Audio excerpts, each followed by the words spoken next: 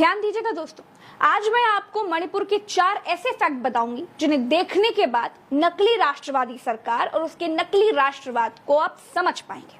आपको वीडियो पूरा देखना है। अगर आपके पास अभी समय नहीं है तो आपसे निवेदन है कि वीडियो को सेव कर लें, आराम से देखें, क्योंकि बतौर नागरिक अगर आप इसे नहीं देखेंगे तो समझ ही नहीं पाएंगे कि आपको विश्वगुरु बनाने का सपना दिखाकर कैसे नफरत गुरु बनाया जा रहा है। फेक न्यूज का मुस्लिम अवतार।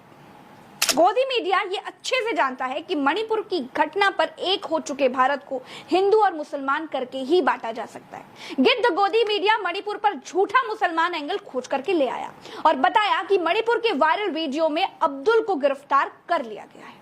चारों तरफ ये चर्चा होने लगी कि देखो मुसलमान कितने खराब लोग हैं। बीजेपी नेताओं की शक्ल में सोशल मीडिया पर मौजूद ट्रोलरों को जैसे संजीवनी मिल गई हो। सब मोदी की नाकामी को छिपाने के लिए एक धर्म के पीछे पड़ गए। जिस फेक न्यूज की वजह से मणिपुर में इतना बड़ा कांड हुआ, उसी फेक न्यूज का एक नया मुस्लिम अवतार गोदी मीडिया लेकर के आ चुका था। लेकिन मणिपुर की पुलिस ने साफ कर दिया, जो अब्दुल गिरफ्तार किया गया है वो किसी और थाने में किसी और केस में गिरफ्तार किया गया है।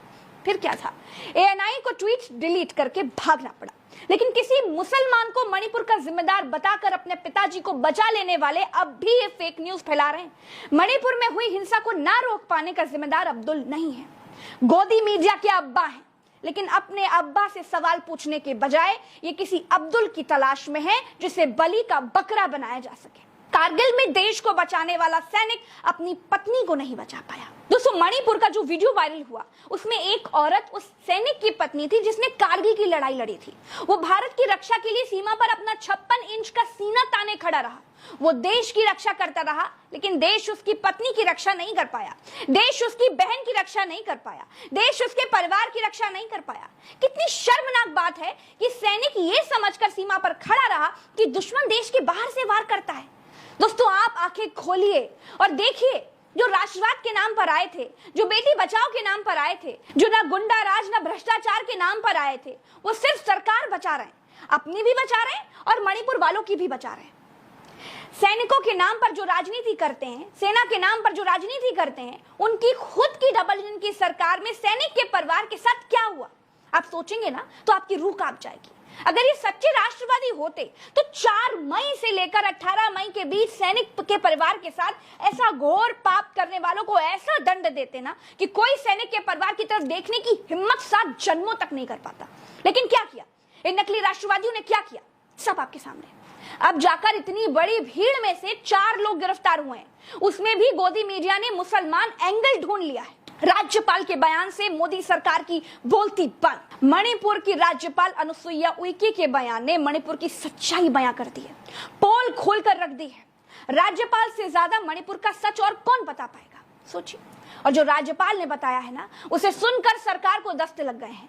राज्यपाल ने कहा है कि हालात बहुत भयावह है। पिछले 2.5 महीनों से मणिपुर में हर जगह फायरिंग हो रही है, रोज घर जलाए जा रहे हैं। मेरे पास अपने लोगों को देने के लिए कोई जवाब नहीं है और बार बार ऊपर तक अपील कर चुकी हूँ। ऐसी हिंसा मैंने अपनी जिंदगी में कहीं नहीं देखी जैसी मणिपुर में देख रही हूँ। 5000 घर जल गए हैं, 60,000 लोग कैंप में हैं। दोस्तों, अपर कास्ट मैतेई वोटों के लिए मणिपुर को बर्बाद होने दिया जा रहा है। भविष्य में वोटों की एक तरफा खेती के लिए कुकी को खरपतवार मानकर साफ किया जा रहा है, वरना सरकार के आगे किसी की भी हिम्मत नहीं है कि जो दंगा कर सके।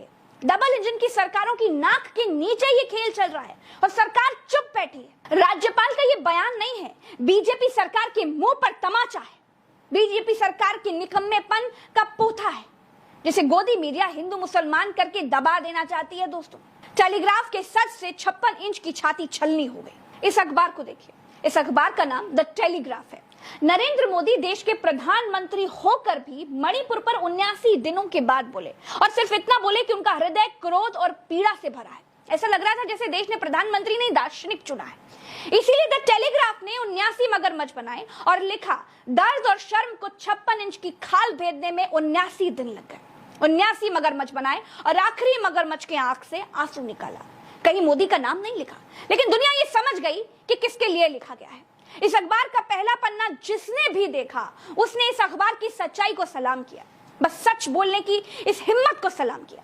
एक तरफ गोदी मीडिया है जो अपने पिताजी के लिए मुसलमान एंगल खोज करके ला रही है, और दूसरी तरफ इकलौता ऐसा अखबार भी है जो सच लिखने का दम रखता है। दोस्तों, मणिपुर के इस सच्चे एनालिसिस में इतना ही। नमस्कार, जय हिंद।